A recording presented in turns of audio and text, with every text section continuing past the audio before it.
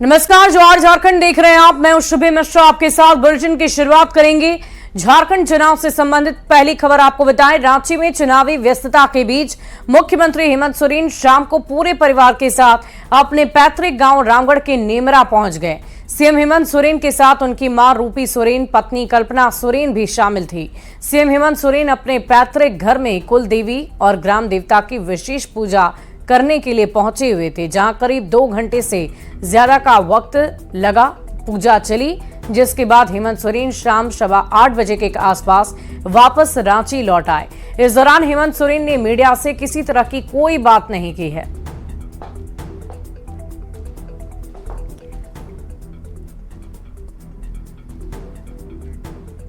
और झारखंड विधानसभा चुनाव के लिए एनडीए में सीट शेयरिंग फाइनल हो गई। रांची में इसकी घोषणा भी की गई और इसके अनुसार BJP 68, AJSU 10, JDU 2, LJP RV 1 seat पर चुनाव लड़ेगी। हम लोग बीजेपी और ये तीनों पार्टी मिलकर लड़ना चाहूंगा।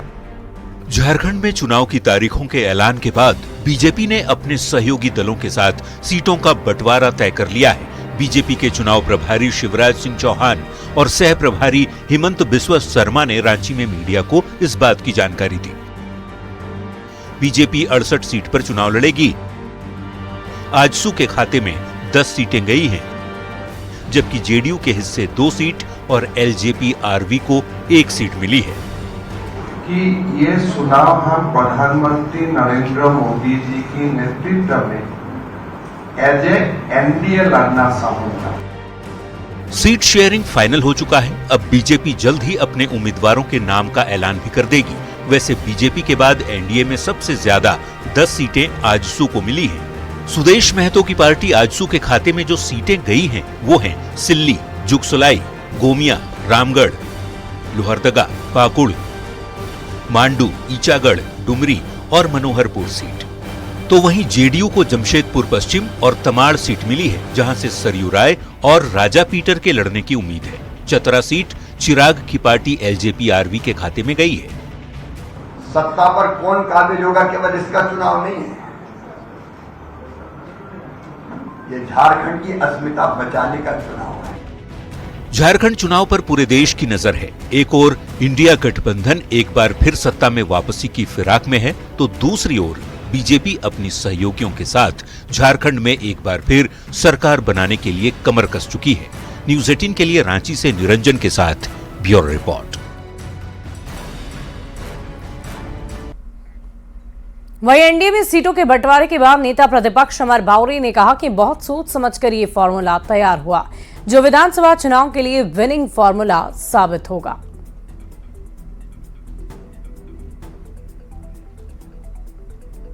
शेयरिंग का घोषणा हो चुका है और मुझे लगता है बहुत लंबे विचार विमर्श के बाद, बहुत सारे चीज़ों के ध्यान के बाद यह फार्मूला निकला है और यह विनिंग फार्मूला है। और इसी बीच हम प्रमुख जीतन राम मांझी का बड़ा बयान आया। एनडीए में सीट बंटवारे के बाद बयान आ रहा है, एनडीए में हमको भी मिले 3 सीट। झारखंड में एनडीए की सरकार बनेगी और इसीलिए हमको भी 3 सीट दी जाए, ऐसी चर्चा की जा रही है। जीतन राम मांझी की तरफ से यह बड़ा बयान आया। जब सीटों का फॉर्मूला तय हो चुका है, तो जीतन राम मांझी ने यह बयान दिया है। हम इस पर बात करेंगे। हम भी चाह रहे हैं कि वहाँ हमको 3 सीट मिले। लेकिन आपको लगता है कि एनडीए वहाँ बहुमत में आएगी इस बार? निश्चित रूप में इस बार नरेंद्र मोदी जी की हवा है। नरेंद्र मोदी जी की हवा है। आपने देखा कि हरियाणा में सभी जो अनुमान थे सबको फेल करते हुए वहाँ की सरकार बनी। कल ही हम लोग वहाँ पर गए थे शपथ ग्रहण में। उसी प्रकार से झारखंड में भी नरेंद्र मोदी जी की जादू चलना है और यहाँ पर बहुमत की सरकार एनडीए की बनेगी। वहीं एनडीए में सीट शेयरिंग के बाद अफवाहों का बाजार गर्म होता जा रहा है और इसी बीच बीजेपी विधायक सीपी सिंह के जेएमएम में जाने को लेकर अफवाह उड़ी। न्यूज़ 18 से खास बातचीत में सीपी सिंह ने कहा कि उनकी राजनीति पिछले 50 सालों से ज्यादा जनसंघ से जुड़ी हुई है और ऐसे में अभी तक किसी दूसरे दल के नेताओं की औकात नहीं जो उनसे संपर्क साधे। सीपी सिंह से बातचीत की है न्यूज़ 18 संवाददाता संजय कुमार सिन्हा ने। झारखंड विधानसभा चुनाव को लेकर एनडीए में सीट शेयरिंग का ऐलान हो चुका है। रांची हॉट सीट है। इस हॉट सीट को लेकर चर्चा कहें अफवाह कहें, बाजार बेहद गर्म रहा है। हमारे सामने यहाँ जो सीपी सिंह बैठे हैं, जो कि वर्तमान में रांची से ही विधायक हैं, 6 बार से विधायक हैं। सर, क्या 7वीं बार भी सीपी सिंह का टिकट सामने हम लोग को देखने का मौका मिलेगा? देखिए, इसका जवाब कि 7वीं बार मिलेगा, ये तो हमारा केंद्रीय नेतृत्व ही बता पाएगा बेहतर ढंग से। एक चर्चा चल पड़ी है कि अगर बीजेपी से टिकट ना मिले तो झारखंड मुक्ति मोर्चा में सीपी सिंह रुख कर सकते हैं। एक चर्चा साथ में भी अफवाहों का बाजार है या चर्चा है, सच्चाई तो आप ही बताएंगे। देखिए, एक बात मैं बता रहा हूँ, 50 साल से ज़्यादा हो गया मैं भारतीय जनसंघ का बूथ के कार्यकर्ता से कार्य प्रारंभ किया। आज तक मेरी कहीं किसी पार्टी में ताक झांक करने की आदत नहीं है। ऐसी अफवाहों को क्या कहेंगे? अब देखिए, अंदर से तो इतना बहुत गुस्सा आ रहा है, वाकई में किसी की औकात नहीं है अभी तक किसी की औकात है कि कोई विपक्षी अभी तक हमसे कोई संपर्क किया हो या हमने किया।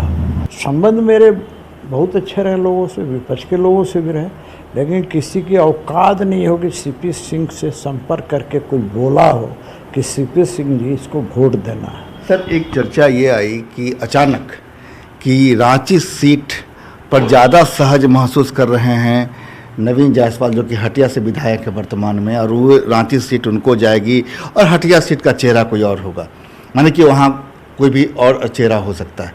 तो ऐसे में सर क्या? देखिए, एक बात मैं बता रहा हूँ, ये सब गॉसिप चल रहा है,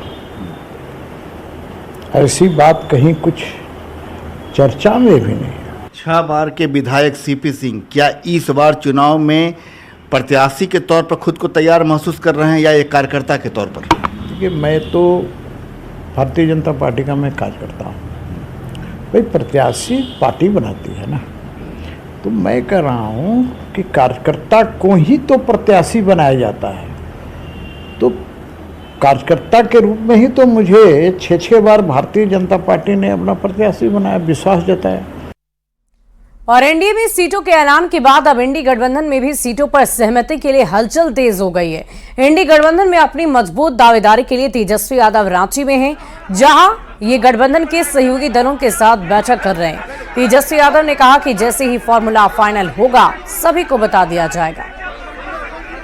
थोड़ा धैर्य रखिए, जो भी निर्णय होगा आप लोगों को बता दिया जाएगा। थोड़ा धैर्य रखिए, जो भी निर्णय होगा आप लोगों को बता दिया जाएगा। कल माननीय राहुल गांधी जी भी आ रहे हैं, माननीय मुख्यमंत्री महोदय हैं, सब लोग बैठेंगे, सीट शेयरिंग में तय हो जाएगा और बहुत जल्द उम्मीदवार का भी घोषणा हो जाएगा। कल कहाँ बैठक ये निर्धारित की गई? वो सब पता चल जाएगा आपको रात तक। अच्छा मंत्री, लेकिन कार्यकर्ता नाराज हैं, बोल रहे हैं कि 5 सीट बोलते हैं, 8 सीट बोलते हैं, हम लोग 22-12 सब सही सब ठीक हो जाएगा। तो एनडीए में सीटों का बंटवारा हो चुका है, लेकिन जेएमएम कांग्रेस में अब भी फॉर्मूले पर मंथन जारी है। और इसी बीच इंडी गठबंधन के घटक दलों में नेताओं की धड़कनें तेज होती जा रही है। सीटों के साथ साथ कांग्रेस में अभी पहली लिस्ट के लिए भी कम से कम 2 दिन और इंतजार करना होगा। इंडी गठबंधन में कब बनेगी बात?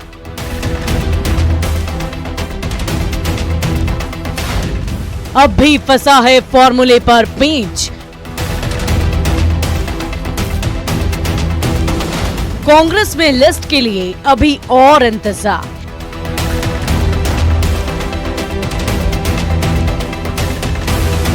पहले चरण के लिए नामांकन का दौर शुरू हो गया है। एनडीए में सीटों का फॉर्मूला सबके सामने आ चुका है, लेकिन सत्ताधारी इंडी गठबंधन में अब भी तस्वीर साफ नहीं है। हालांकि दावा जरूर किया जा रहा है कि कहीं कोई जिच नहीं। हमारा शायद आज लास्ट राउंड टॉक्स है, ऑलरेडी 2-3 राउंड हमारी हुई बैठ के, और उसमें हमारे कंसर्न 1-2 लोग जाएंगे, शायद प्रेसिडेंट और सीएलपी लीडर, और अगर कुछ 19-20 रहा हो फुल स्टाफ कामा वो दूर करेंगे ताकि ऑथोराइज करेंगे पार्टी को। कोई बहुत ज्यादा है नहीं, सिटिंग एमएलए जो है वो, उसके बाद जितने बचे हुए सीट है तो 50 के बाद 30 सीट बचता है, 30-31 सीट बचता है, उसी पे बात करना है।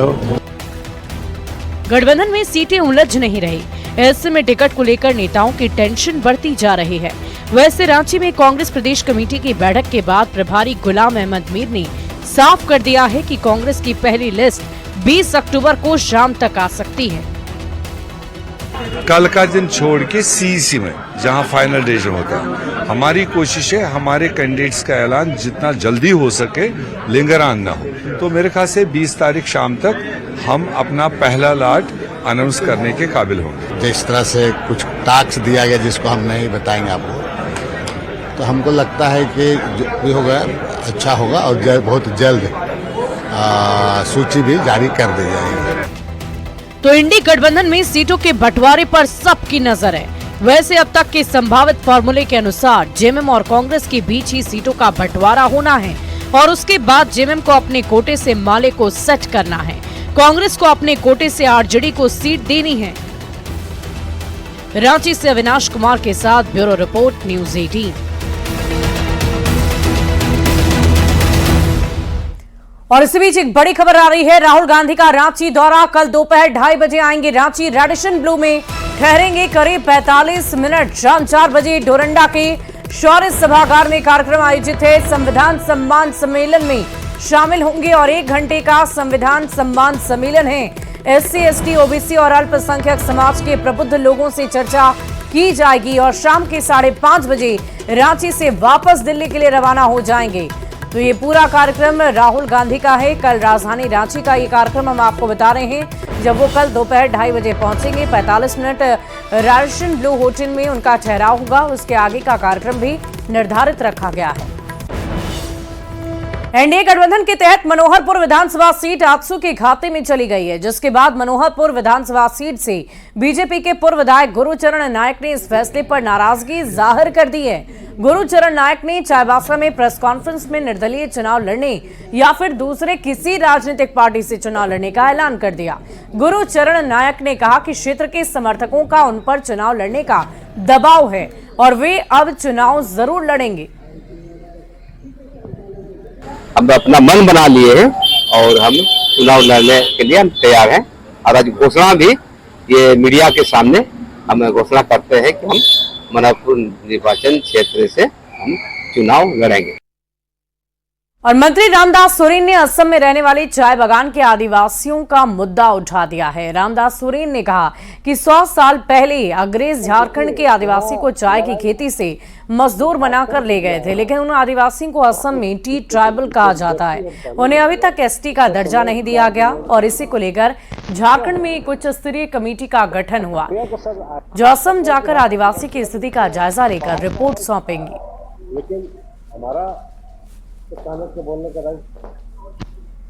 उन्होंने जो घोषणा किया है विगत 15 अक्टूबर को, इस घोषणा में ये देखा जा रहा है कि हमारे झारखंड क्षेत्र के पर्व त्योहार को वो उसको ध्यान में नहीं रखा गया। और विधानसभा चुनाव के पहले चरण के लिए नामांकन के पहले दिन शुक्रवार को 3 लोगों ने नामांकन दाखिल कर दिया। अपर मुख्य सचिव निर्वाचन पदाधिकारी डॉक्टर नेहा अरोड़ा ने बताया कि जमशेदपुर पश्चिमी, रांची और कांके विधानसभा क्षेत्र से एक व्यक्ति ने नामांकन पत्र भरा है। राज्य में आदर्श आचार संहिता लागू होने के बाद से अब तक 1.25 करोड़ रुपए का अवैध सामान और नकदी की जब्ती कर ली गई है। आज प्रथम दिन नॉमिनेशन का था, फेज 1 के जो असेंबली कॉन्स्टिट्यूएंसीज हैं, तो कुल नामांकन 3 है।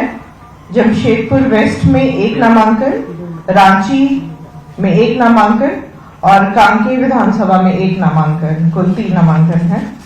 अगला रिपोर्ट ESMS जिसमें सीजर का रिपोर्ट रहता है, तो सभी जिलों को मिला के अभी तक का कुल एजेंसीज का सीजर है 1 करोड़ 25 लाख। रांची के जयपाल सिंह मुंडा स्टेडियम में विधानसभा चुनाव को लेकर 2 दिवसीय कला महोत्सव का आयोजन हुआ और 81 आर्ट फेस्टिवल में देश के अलग अलग जगह से 81 कलाकार अपनी कला का प्रदर्शन कर रहे। मौके पर मुख्य निर्वाचन पदाधिकारी के रवि कुमार ने कहा कि आर्ट फेस्टिवल का उद्देश्य सभी वोटर्स को कनेक्ट करना है। एक स्वस्थ एवं मजबूत लोकतंत्र के लिए जरूरी है ज्यादा से ज्यादा लोग संख्या में आकर मताधिकार का प्रयोग करें उन्होंने कहा कि समय के साथ झारखंड में वोटिंग प्रतिशत में बढ़ोतरी हुई, हम निश्चित तौर पर अपने लक्ष्य को प्राप्त करेंगे। अलग अलग राज्यों से आए कलाकारों को प्रोत्साहित करते हुए कहा कि आपके बेहतरीन स्लोगन और कला को हम अपने चुनाव जागरूकता अभियान में भी शामिल करेंगे। उन्होंने लोगों से अपील की है कि वो सपरिवार इस कार्यक्रम में आकर शिरकत करें। आम आगंतुक अपने मतदाता जागरूकता से संबंधित संदेश स्लोगन रिकॉर्ड करा सकते हैं। उनमें से चयनित किए गए संदेश स्लोगनों का उपयोग स्वीप कार्यक्रमों में किया जा सकेगा। साथ ही झारखंड के प्रसिद्ध कलाकार, युवा, विद्यार्थी आदि भी शामिल हैं। सभी वोटर का कनेक्ट करने के लिए उद्देश्य आज से झारखंड में नामिनेशन उसी का ध्यान रखते हुए प्रोग्राम का आयोजन किया गया था। इसका मेरा इसी आज के फेस्टिवल के माध्यम से अनुरोध है, एक एक वोटर से आप अपने मतदान के दिन में बूथ में आए, अपना मताधिकार दें। और धनबाद में बीते 14 अक्टूबर से हड़ताल पर गए 108 एम्बुलेंस के कर्मचारियों की हड़ताल 5वें दिन भी जारी है। एम्बुलेंस कर्मचारियों का कंपनी के प्रतिनिधियों के साथ वार्तालाप में कोई नतीजा नहीं निकला, जिसके बाद 148 कर्मचारियों ने हड़ताल जारी रखने का फैसला लिया। आपको बता दें कि एम्बुलेंस कर्मचारियों की 6 सूत्री मांग है, जिसमें बकाया वेतन समेत PF ESI की मांग भी की गई है। मांग है कि पेमेंट तो रोक भी किया था नई कंपनी, लेकिन हम लोग का पुराना कंपनी जो छोड़ के गया है वो बकाया वेतन हम लोग को 2 महीना का नहीं दिया। और ये जो कंपनी अभी जब हड़ताल किए तो 1 महीना का पेमेंट किया है और इसमें हम लोग को कोई लायबिलिटी नहीं है, कोई लाभ नहीं है। हम लोग को ना PF दिया जा रहा है, ना SI दिया जा रहा है, ना मेडिकल सुविधा दिया जा रहा है। हड़ताल यही है कि हम लोग का जो न्यूनतम वेतन है, सरकारी जो रेट है वो मिलना चाहिए, PF SI मिलना चाहिए, दुर्घटना बीमा मिलना चाहिए। अभी हम लोग को मिलता है पेमेंट के हिसाब से 12,900 रुपए अकाउंट में आती है। और गुड्डा में गिट्टी लदी गाड़ियों के साथ पुलिस बॉक्सिंग का खेल खेलती है। खुलेआम अवैध वसूली का वीडियो सामने आया। पुलिस की पेट्रोलिंग गाड़ी का स्टाफ बीच से ट्रक रुकवाकर 100 रुपए प्रत्येक गाड़ी से वसूलती है। वसूली का ये खेल किसी एक थाना क्षेत्र का नहीं बल्कि सभी थाना क्षेत्र का है, चाहे ललमटिया या बुआरी जोर हो या कोई थाना क्षेत्र, सभी थाने की पेट्रोलिंग गाड़ी गिट्टी लदी गाड़ियों से, चाहे वो ओवरलोडेड हो या फिर अंडरलोडेड, सभी से 3-3 थाने की पुलिस 100 रुपए का नजराना वसूलती है।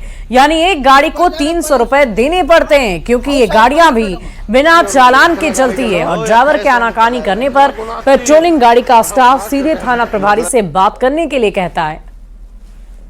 नहीं समझते ले लो अब 100 के ये नहीं चलते। चेक करे ले ड्राइवर का 100 से कम चली था। अगला बड़ा बू आगे है, अगला पेट्रोलिंग को नहीं देना, ठीक है। एक की जगह आगे बड़ा बू अपने से नहीं बड़ा सब का यही है, इसलिए 3 वही हुआ ना। क्या से ले लो।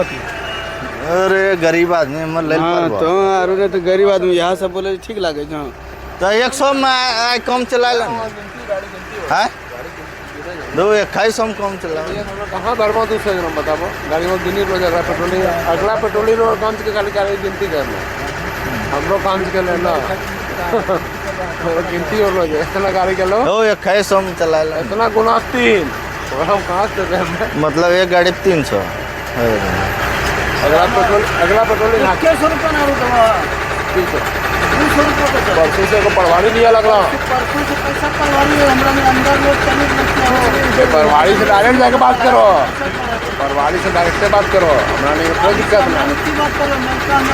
हमरा नहीं आदेश मिलना तो हमरा नहीं करिए। मीडिया थाना में पैसा लिया। कितना लिया? 300। हाँ चीज का पैसा तो ओवरलोड है? नहीं अंडरलोड। चालान का है? नहीं बिना चालान के नहीं, सब ओके करके आ रहे हैं। सब है, सब कुछ है मेरे पास। फिर भी लेता है? हाँ फिर भी लेता है। और कौन थाना लिया? हाँ वो उधर बुआरी जोड़ में। बुआरी जोड़ कितना लिया? वहाँ लिया 300। और फिलहाल इस बुलेटिन में अभी के लिए बस इतना ही। आप बने रहे न्यूज़ 18 बिहार झारखंड के साथ।